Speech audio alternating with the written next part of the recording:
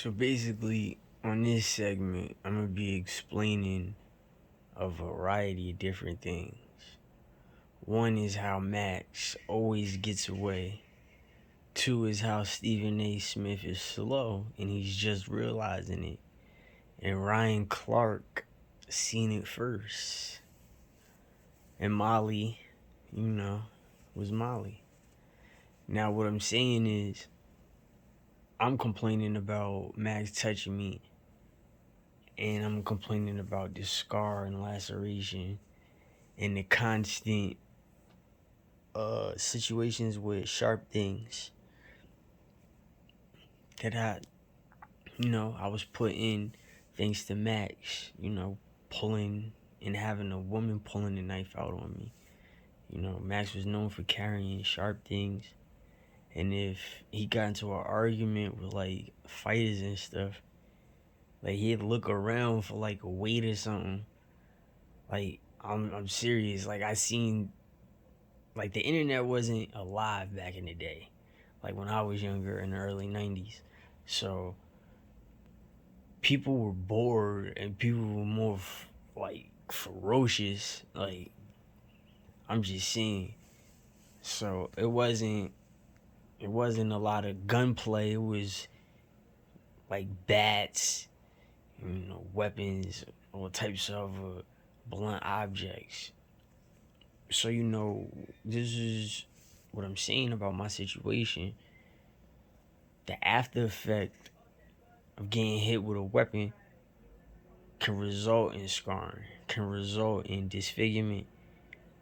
So certain people have a humor on other people's disfigurement. So we're taught that the subconscious in the brain, it picks up on things that we're not aware of. So therefore, when we're engaging in conversation and the mailman is dropping my mail off, but I'm at work and I'm engaging in conversation at work, and at the same time I'm talking, the mailman is reading my name, my address, and dropping my mail off. So this is something that's actually functioning in my life. You see? And the subconscious is picking up on it. So when you're talking to somebody and it's like you hear two things at once, that's the subconscious processing because somebody else is thinking about you consciously. That's why you have a conscious mind. So this leads up to conversations with people with scars or, disfigurement or other types of trauma. So Ryan Clark has a scar on his face, on the right side of his face, or a laceration. I don't know which one it is. Stephen A. also is lacerated, but it's on the left. Max, I I don't know if that's a laceration or a burn or an allergy. Like I said, it freaked me out now because I'm just seeing it as I got older. And basically, and I have I have a few, like I said, and I'm complaining about it. When you engage in conversation and you pick up on the other conversation as you're conversing with that same person, it's because the function of the brain also matches the heart and what's going around that you're not conscious about. So when you're paranoid, you have this sixth sense to degree yourself because it's the brain. Obviously, if you're paranoid, your heart, you're out of shape. Cardio, your heart is the strongest muscle in the body, and when you're paranoid, you didn't get enough. You don't have enough oxygen. The basis of oxygen is Shiva and poverty. Those are your legs. The oxygen comes up into the body, Lakshmi or Shri. That's what the heart is. So Shiva and Uma Parvati are married. The body is Lakshmi Shri. And the left arm, deltoid, That's her husband Vishnu. The right is Saraswati, and your head is Brahm. So we all have a sixth sense. When you become paranoid, it's called paranoia, anxiety. You don't have a lot of oxygen, you're not strong enough. Think about the situations and circumstances you're in that produces paranoia. If you are a victim, or something scary did happen, or if you're alone, or if you watch TV, or if you jinx yourself, or if you're not a fighter, or if you're not a person with malice.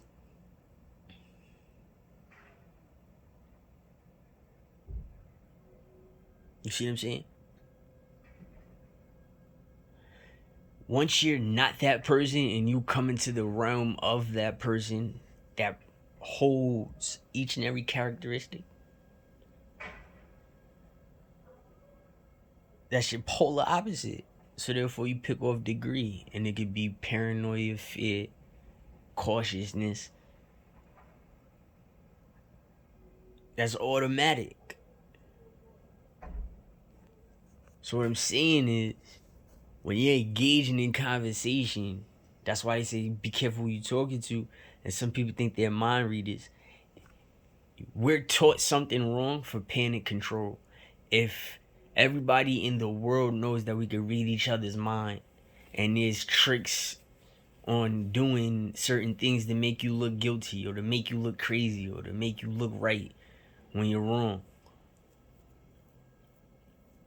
then the world would be in more anarchy and more chaotic. And that's just that.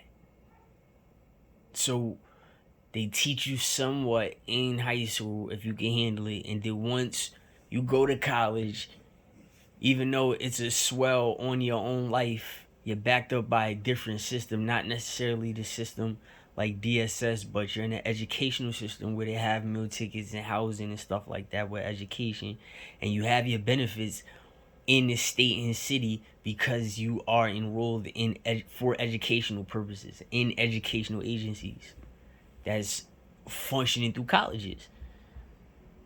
Scholarships, just regular tuition, into your tuition, or what is it, the grants that you get from the FAFSA, the financial aid. So now you're a different type of resident. So when I was in Virginia, everybody started calling me Redskin, just like with Max and White Plains. I even got denied Virginia Indian benefits because I wasn't born in Virginia. Otherwise, I would be the property of Virginia. It's called being a Virginia Indian. And you can check it now. My ancestry lies in Virginia. But being that I wasn't born in the soil, I can't get the benefits and be claimed as a Native American. And they told me that personally. Well, you're absolutely right. The indigenous is Native American, Alberanian, Aboriginal, colonized Indian of Virginia. Those are your ancestors. But unfortunately, you weren't born in Virginia in the Commonwealth. So there's something I have to go through, basically. So being a victim always has a blueprint. So watch this.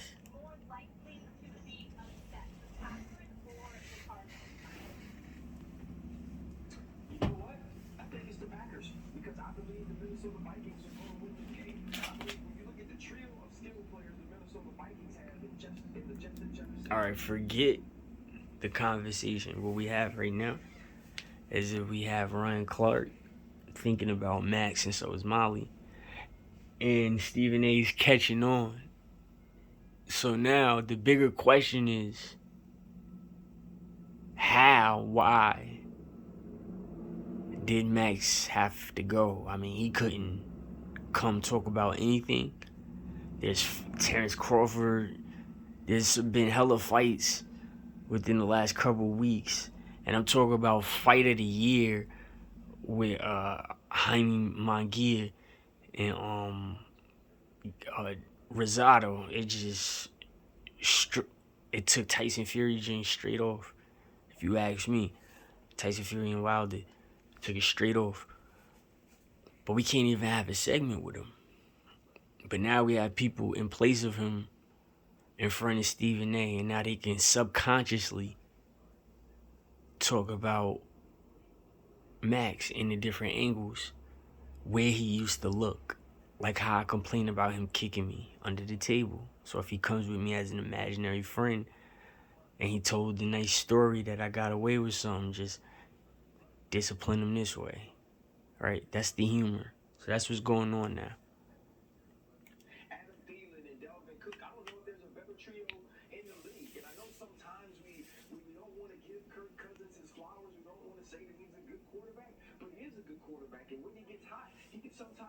So you see the rhythm matches because Kirk Cousins, he's giving Kirk Cousins his props on being a good quarterback, just like Max deserves his props to a certain audience on how he, was handled on ESPN on First Take.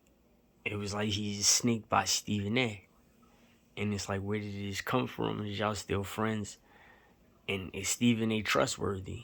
And that's my point about the HBCU in Virginia. Commonwealth, you don't want to pay me. You said I'm Virginia Indian. You seen it. You said it. Barstows, their ancestors. But I wasn't born here, and so I can't get no money. And you know how difficult it is to even get an education, let alone a job, if Aberranian isn't even on the application. The word Aberranian is banned from the United States of America. They changed, that was the original word. The original word was Aberranian Native American Redskin Indians. And then they changed it to Aboriginal. And then they put a color barrier, throw Aboriginal to Aberranian, meaning you was light skinned with brown or black hair and eyes. Then you could be, and that's Aboriginal. And the darkest Aboriginal was the sun-kissed color. Then you had Aberranian, which was me. And then the dark Aberranian was like Cedar Honcho. Perfect example of the Native American bloodline. And that's actually my cousin. So the word Aberranian is very buried, just like the definition of Faggot. That word means a blue-eyed man. You see? And then they got a different type of definition. And then that definition became insulting, but now it looks like it's protection for the community if you say it, but they can be inappropriate in front of you and touch you and get you sick. And laugh at you and laugh in your face because a woman judge has the last word.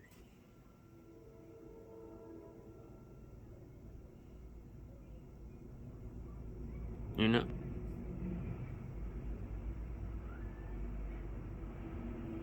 So, right here, what's going on?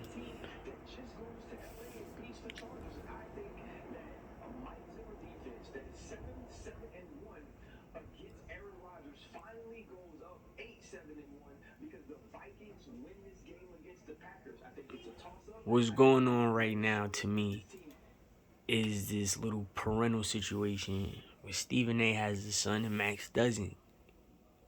Like I said, I contacted somebody and told them about the situation. And that person has ties to a lot of celebrities. So it's something girly, very girly about Max. I'm not saying that about all fathers of little girls, but it's something very extra because I'm a victim of something, of him. Dead serious. So now what's going on is the idea and thought of bringing Max back. So if Stephen A. knows about my story because of Big Blue, right? Is he protecting Max or is he gonna expose Max? Or is he going to bring him back?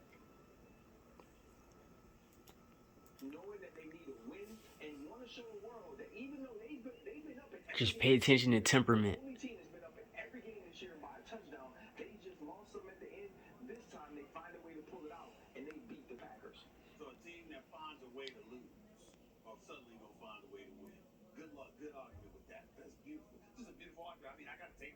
See, it's called realization. Alright, so if that's his friend and he heard something and he never told Max he heard something, he just removed himself personally. He personally took my story, right? And departed his friendship without explanation and no help for me, the victim. Just like an HBCU taught him. And now he gets to make a boss decision for another white man to delete another white man.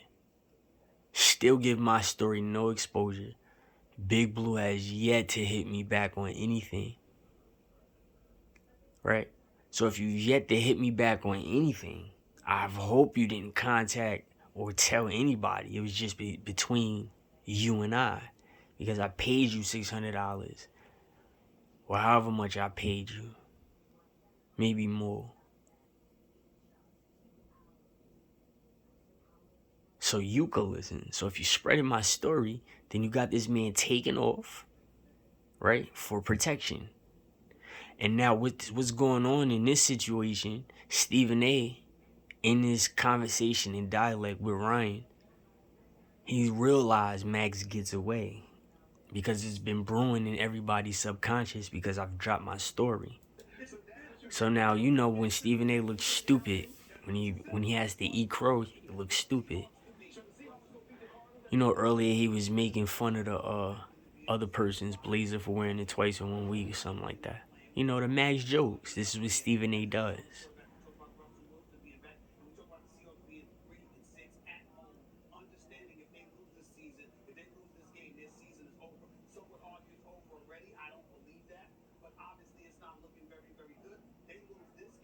In the subconscious right now, so the eyes is the window to the soul, brain is the chimney.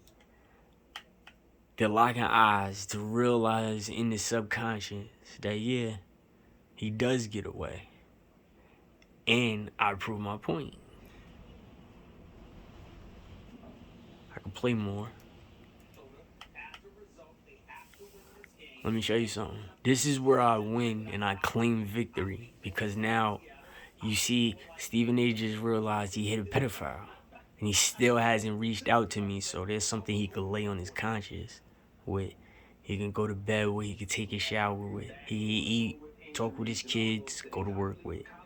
You hit a pedophile, you got a chance to speak to the victim, you got a chance to tell Big Blue to tell me something, and you're still holding it down. You just did a limelight, a Showtime move by stealing the spotlight and making an incredible move by being a black man, getting a white man like Max Kellerman, who's been in the business for years, off of a show. That's all you did was a personal accomplishment, exactly for the HBCU. It's not about black, what it is, it's black skin. People forget. You talk about my teeth, you talk about my hair, my hairline. You see what I'm saying? You talk about my laceration and scars. But you like the color of my skin. That's people were telling me, oh my gosh, you red so nice. You look so nice this color, oh my goodness. And you don't say that, and everybody else isn't getting that specific compliment. So if I'm lighter than a black person and different than a white person, what's really my judgment? I get it worse on both ways.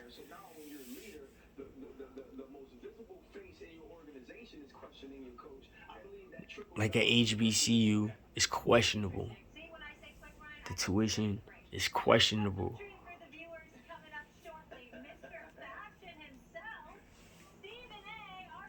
All right, that's it.